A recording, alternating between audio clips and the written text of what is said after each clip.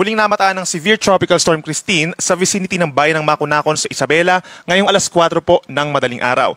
Taglay nito ang hangin na 95 kilometers per hour pa rin malapit dun sa kanyang sentro at tumaas yung mga pagbugso hanggang 160 kilometers per hour. Bahagyang bumabagal naman sa ngayon at 15 kph west-northwest at inaasang tatawirin po ang malaking bahagi ng Northern Luzon sa mga susunod na oras.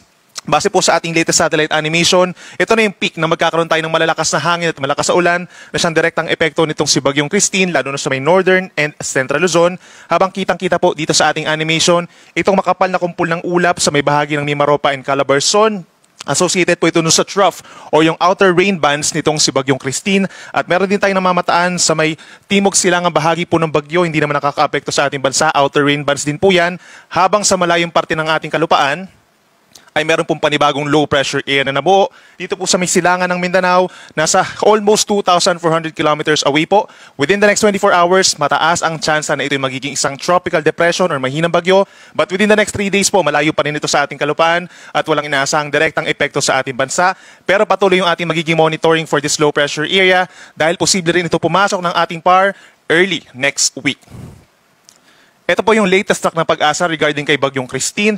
Inaasahang kikilos nga po pakaliwa or westward in general ang nasabing bagyo simula po ngayong madaling araw hanggang mamayang gabi. At maaaring mag-emerge po sa ating West Philippine Sea pagsapit mamayang gabi. Simula naman mamayang gabi hanggang bukas ay nasa may West Philippine Sea na ito, tunti-unting lalayo sa ating kalupaan at posibleng lumabas ng ating Philippine Area of Responsibility Friday afternoon.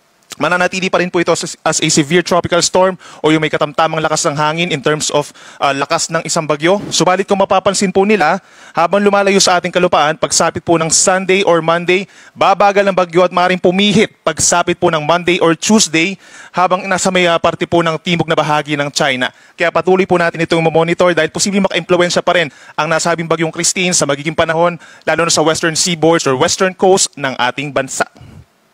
And please take note po, itong si Bagyong Christine ay naglandfall kaninang 12:30 in the morning dito po sa bayan ng Difilacan sa Isabela. Kitang-kita rin sa ating latest track yung malawak pa rin po na coverage o yung malalakas na hangin na dala nitong si Bagyong Christine. Ang radius po niya around 700 to 750 kilometers mula doon sa kanyang sentro. So yung kanyang kabuong lawak or diameter ay nasa 1,400 to 1,500 kilometers. Sakop pa rin ng malalakas na hangin at ulan ang hilagang bahagi ng Visayas. Sa ngayon, nakataas pa rin po ang tropical cyclone wind signal number 3 dun sa mga posibleng daanan ng sentro nitong si Bagyong Christine. Kabilang na dyan ang southern portion of Cagayan, Isabela, Quirino, Nueva Vizcaya, Kalinga, Mountain Province, and Ifugao. Signal number 3 rin po sa southern portion of Abra, Buong Benguet, and the northern and central portions of Aurora. Signal number 3 rin po sa hilagang bahagi ng Nueva Ecija, ganyan din sa northern Tarlac, Northern Zambales, buong Pangasinan, signal number 3, buong La Union, at sa central and southern portions of Ilocos Sur. So, posibleng makaranas sila ng hanggang 95 kilometers per hour na lakas ng hangin. Signal number 2 naman po sa may Ilocos Norte, rest of Ilocos Sur, and rest of Abra.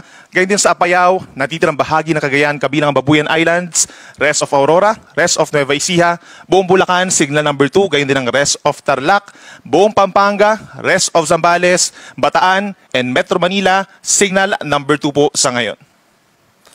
Signal number 2 din sa may Cavite, Laguna, Rizal, buong Batangas, at sa hilagang parte at central portion of Quezon, kabilang ang Polillo Islands at maging sa Lubang Islands, signal number 2. Kapag meron tayong signals number 2 or number 3, may kalakasan po yung hangin, posible itong makasira ng mga pananim at maliliit po ng mga puno at posible rin na makasira po ng mga mahihinang istruktura, lalo na po yung yari sa pawid or sa kahoy.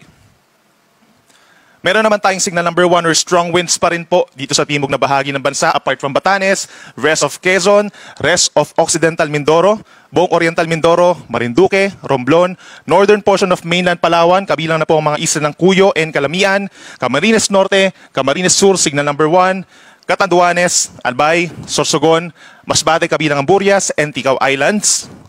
Signal number 1 din po sa malaking bahagi ng Visayas, kabilang ng Aklan, Capiz, Antique, Iloilo, Guimaras, northern portion of Negros Occidental, northern portion of Cebu, kabilang ng Bantayan Islands. At signal number 1 din po sa may northern Samar, Biliran, northern portion of eastern Samar, at northern portion of Leyte.